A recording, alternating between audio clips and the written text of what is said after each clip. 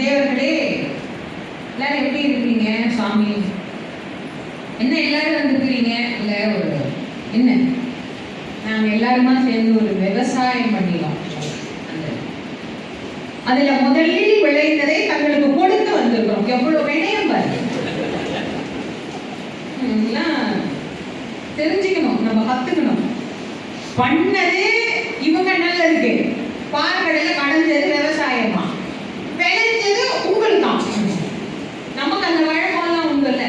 தென்னையோ வாழையோ பயிரோ என்ன வச்சாலும் முதல் விளையிறத கொண்டு போய் கோயிலுக்கு சுவாமிக்கு கொடுப்போம்.